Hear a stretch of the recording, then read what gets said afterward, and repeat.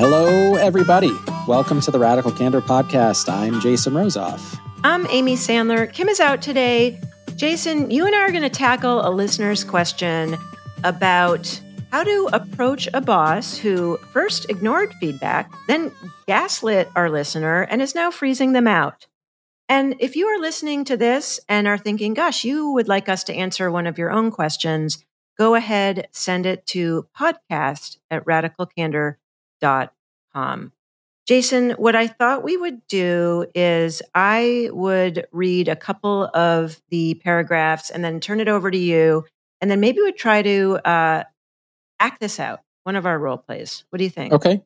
Sure. Let's do it. All right. I'll start.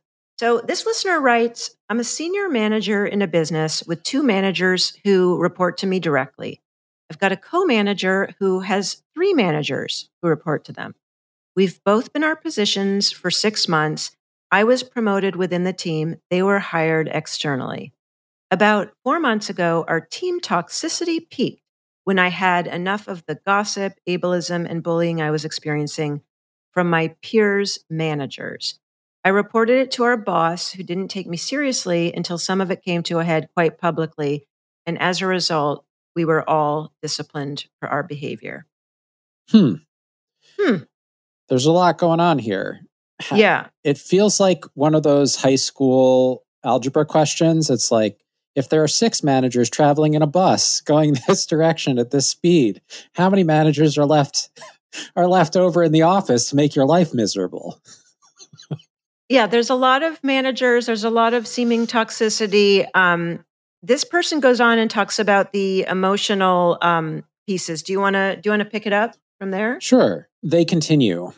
I am still hurt and feel that our boss dismissed my concerns. I want to give him feedback because he still makes comments that I'm too emotional when I mention the situation. I'm holding on to it because he keeps minimizing my experience. I know I had a part to play, but honestly, I didn't know how to handle it at the time. I have since stepped up to address things in the moment, and we all committed to giving feedback when something happens. Yeah, I think, and we'll see how this plays out with some of the subtext in our role play. But Jason, acknowledging the boss still makes comments that I'm too emotional when I mention the situation. So we don't know the details of the situation, but it's clearly something that really set this person off. And there's ideas of gossip, ableism, and bullying. And then it came to a head publicly. So before we get into kind of some of the backstory and get into a role play, I'm just curious, like anything pop out at you from, obviously we don't know the specifics, but what's jumping out at you right now? I had an employee situation not entirely unlike this many years ago that I tried to manage. And what came out was that people had very drastically different perceptions of what had actually happened. And that a lot of the conflict that came after the sort of public blow up around this issue came because people were making assumptions about how other people perceived the situation and what had happened. And when I say people had drastically different takeaways of what had happened, like one person felt very strongly that another person's behavior was quite sexist, and I think there was a situation where for that person there was some sexism there, but for that person this particular act was very upsetting. You know what I'm saying? Like it went. I think it's like. I'd hate to describe it this way, but it was sort of run-of-the-mill, like unconscious, like sexist bias is how I would describe the actual thing. But for whatever reason, this person, it really harmed this person. They walked away from it really harmed by it. And I think the hard part about the situation was that there were other people there. And for those people, they also saw it as like more harmless. On the spectrum of like very harmful to harmless, they saw it closer to harmless than harmful. And as a result, the person who was harmed in the situation wound up feeling like everyone was sort of against them. Mm-hmm. And that's just a really tough position. It's a really tough position to be in. So I think I can imagine, regardless of what the behavior was, that one issue that might be coming up here is that even if someone else perceived this particular behavior toward the person who wrote into us as not particularly harmful, they were very harmed by it, and the lack of acknowledgement how the person felt about it, I think drove the public blow up, and potentially continues to drive the tension that exists between them and their boss. Yeah, I think that's such an important point, and it's bringing up the idea that we talk a lot about of like feedback debt. And so there's these things that may not have been said, and there's the blow up, and there might be this sense of, oh, we resolved the blow up, but we maybe only resolved that one piece of it, not some of these underlying concerns. So just to keep reading, this listener continues that when they're talking about their boss, they say, he's someone I've worked with for 14 years, and up until 8 months ago, we worked very well together. He's shut me out and barely talks to me anymore. We meet one on one once a month while he meets with my peer weekly. I've requested a meeting, which he declined and said he'd find time next week. He always says that, and it doesn't happen. I know my judgment is clouded because previously we were work friends, and I don't want him to get in trouble. However, I'm super frustrated to the point that I'm thinking about quitting, even though I love my job aside from all this. So my question is, do I keep trying to give feedback or do I let it go? It's tough. It's a tough. I mean, I have a lot of empathy for this person. Yeah, totally. And again, we don't have all the details, and we have some data points. And I think one of the things I just want to acknowledge, the listener wrote in of like they reported this to their boss. They felt like the boss didn't take them seriously until it came to a head. So they probably felt like I gave feedback. It wasn't really addressed. Then we were all disciplined. This person still feels hurt. They're holding on to it because they feel like the boss keeps minimizing their experience. And then they say, I know I had a part to play, but honestly, I didn't know how to handle it at the time. And so I think there's some real like self-awareness and reflection of like, may not have handled it as well in the motion, in the moment, as well as knowing that their judgment is clouded because of this, having been work friends. So given all that context, Jason, I thought it might be illuminating, or at least, I don't know, fun, but try to actually play these roles, doing the Sure. best we can without knowing all the details. And I am happy to play uh, still hurt employee, and you are neglectful boss. Would you like to play that role? I'm Or actually, maybe instead of neglectful boss, play the role of what the boss. Do you want to do neglectful or what the boss could do? You want to be Jason boss or this actual boss? That's very kind of you. Why don't we start with neglectful and let's see if I can turn it around. Okay. Hey, Jason. First of all, I'm just so glad that we're together. It's been really hard for me to find time on our calendar, and so thank you for making the time, because I've reached out and the last few weeks you haven't been as available. Is now a good time? It is, yeah. Just super busy, a lot of stuff going on. Yeah, no, I know how busy it is. I really do value our time and just all of the, we've worked together for 14 years, and we have had such I think, really productive work relationship. I consider you a work friend as well as my boss. We've worked so well together, and obviously the last 6-8 months have been really challenging. And I want to acknowledge, like, we really had a difficult time in the blow up, in that meeting. And so I just want to acknowledge my part in that, and that I have taken steps to really change my behavior. And so first, I just wanted to see how you felt I was doing since that blow up, to start to be more clear and immediate in the feedback that I was giving. Honestly, I thought that we'd all moved past this already. I feel like you're doing great, but this isn't something that I'm thinking about on a regular basis. So it's kind of a little surprising that we're having this conversation at all. Yeah. I mean, it's surprising to me that it's surprising to you, because I feel like I've been talking to you about this as a root issue for a long time. And while we did have the public blow up, there is still continuing to be a culture around gossip and bullying and ableism. And I feel like when I first brought it up to you, you didn't acknowledge it. So we did have that meeting. And then whenever I bring it up to you, you say that I'm too emotional. And I just, the fact that you keep minimizing my experience of this, I feel like we're just at an impasse. And I'm not sure why it's so difficult for you to acknowledge that this was really harmful to me. I mean, I acknowledge that it was harmful to you, but it was 8 months ago. Yeah. I think one of the challenges is that time does not heal all wounds if they're actually not addressed and acknowledged. And so, yes, it was 8 months ago, but the actual harm is still there. And absent a legitimate and sincere apology, I can't really move on from that unless I feel like I was really heard and understood. Now, understanding doesn't necessarily mean agreement, but I need to feel that you understand why that was harmful for me. So this is about an apology. I feel like I've said it so many times. Like, I didn't mean for things to get so out of hand, you know? Totally.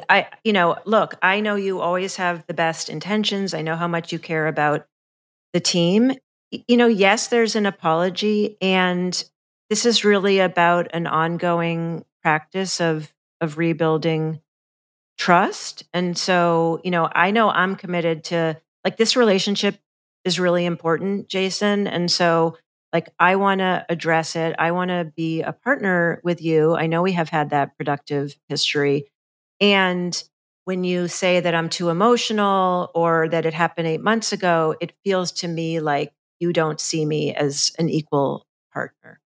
I feel like you're being too emotional right now. I couldn't hold it together. I'm sorry. Let me. It's so Should we hard. actually like? No, let's keep this. Let's keep this in.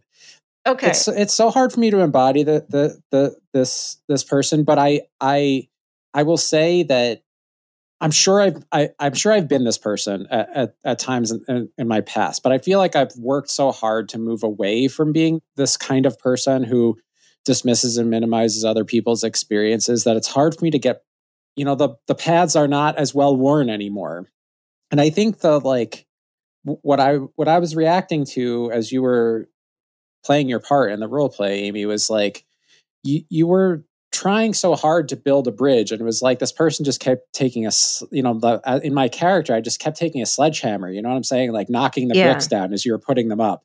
And I do think that's probably what it feels like to the person who wrote into us, right? They feel like they're trying to build a bridge, and every time they lay a few bricks, and then this person comes by, and by not just their actions but their inaction, they let the bricks fall down. The bridge starts to crumble. And so I feel like the answer to this is so simple, which is just to say, I appreciate you acknowledging my intention. And I recognize that the impact that it had on you was like much different than the impact it had on me. Even though we had this public blow up, for me, the situation was resolved several months ago. And it's clear to me in this conversation that you're still really hurting from that. And, I want to find a way to mend that, to mend our relationship. I want you to feel like, I want to get back to a place that's closer to where we were for the last 14 years. Obviously, we can't go back. We can only go forward, but I want to find a way forward. And so I would love to learn like what it is that I can do to take a step in the right direction, beyond, this moment of acknowledgement. Like what are some things that we could do differently moving forward that would help you feel as though we're rebuilding that trust?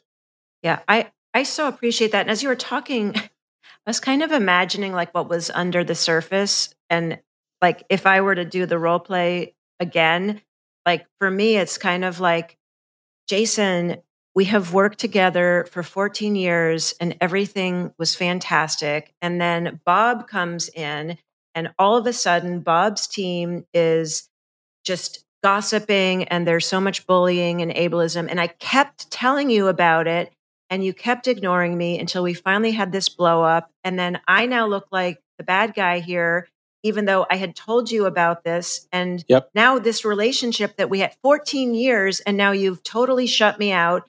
And you and Bob are thick as thieves, and I'm just left being too emotional. And to me, that's like sort of the emotional piece underneath it. I don't, is that kind of Yeah. So if I was in this person's position, like we reason through the role play about what this person might, how they might approach this, like certainly one option is to have a conversation like the one that we just had.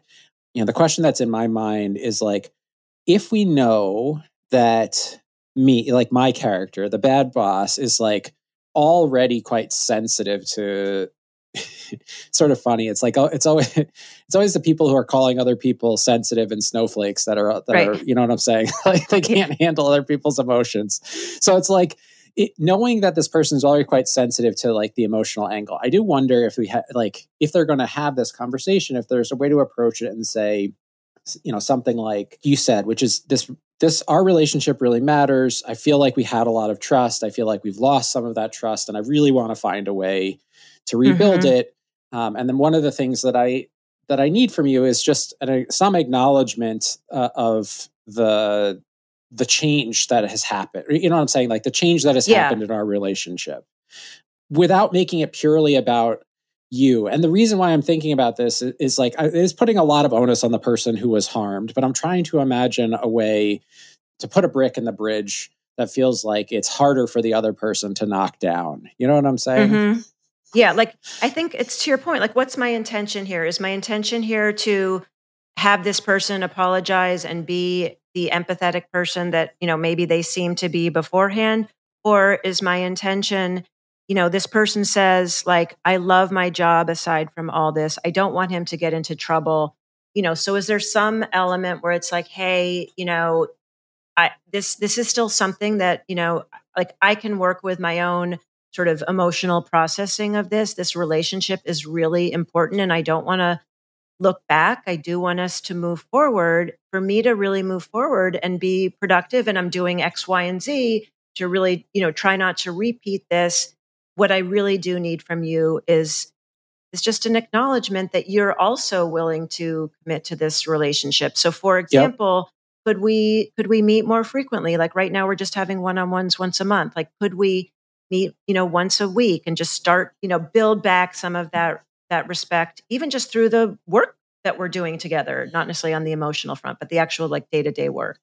I that's exactly where my mind was going, is like that seems like it's just such a good, like we were doing this before, we stopped doing it. Can we go back to doing this? I found this was a really helpful way to make sure that, we stayed aligned and stayed on track and were able to work well together. And I think the part of the reason why I think this approach is helpful is, if this person listens to this episode, that is an entirely reasonable request. And if that request is rejected, that is very valuable data. Mm-hmm.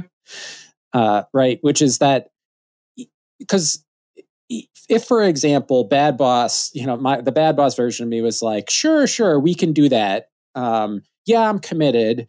And then they still don't happen. Right. The one-on-ones still get rescheduled. Right. Like now all of a sudden you have some really valuable data, which is like, while the person may not want you to quit, like they may not be trying to force you out. They are not willing. They're showing you that they're not willing to do the work, right? They're not willing to make even the smallest of commitments to rebuilding that relationship, because a weekly one-on-one with your boss is a completely reasonable thing for people to ask for.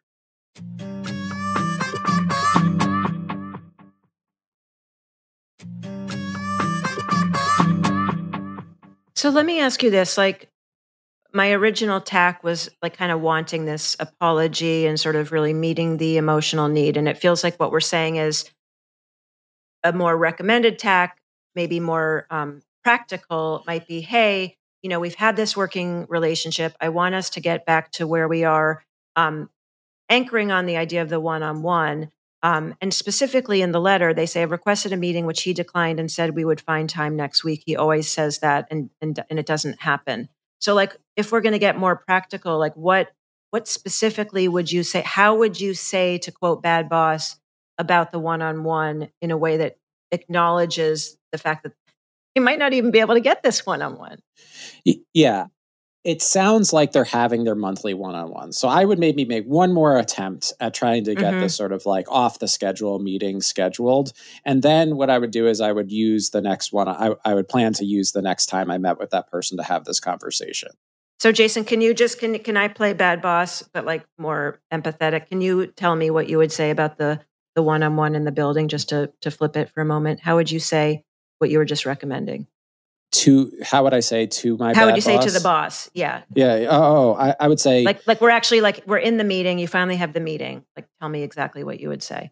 I think I would say something like, "Hey, Amy, our ability to, our history over the last 14 years, our ability to work together really well, I think has been the hallmark of our relationship. I know the last 8 months have been strained, and it's been difficult for us to find our footing. And it's really important to me that we find a way to collaborate effectively together. And I have one ask, which is I really do need more regular check-ins with you. So we used to have our one-on-ones weekly. We've shifted to having them monthly. It's been hard to get on your calendar because you're so busy. I'd really like to make the shift back to weekly one-on-ones so that we can stay in better sync and hopefully get out of a little bit of the sort of negative rut that or pattern that we've been in over the last few months. Do you think that's something you could do for me? How could I say no? So are we suggesting to this listener that, looking for an I think this apology or is an acknowledge, like we just sort of have to like manage that ourselves? Is that the guidance here, do you think? I think this is going back to your question, which is like, what is your reason for having the conversation, right? What is the why behind this Yep. conversation? If the why behind the conversation is like, I want to get back to really enjoying my job, and I might not get the apology that I'm looking for, or this person might not be in a position to give me the apology that I really want. And I'm willing to accept that because I love the job otherwise, right? Like, then I think the conversation that I just described is a good way to go. Maybe not exactly those words, but something like that. But I feel like if you're saying, I want to get back to the job that I love, and the only way for me to be able to get back there is to get this acknowledgement and apology from this person, then I think that's the conversation that you should have.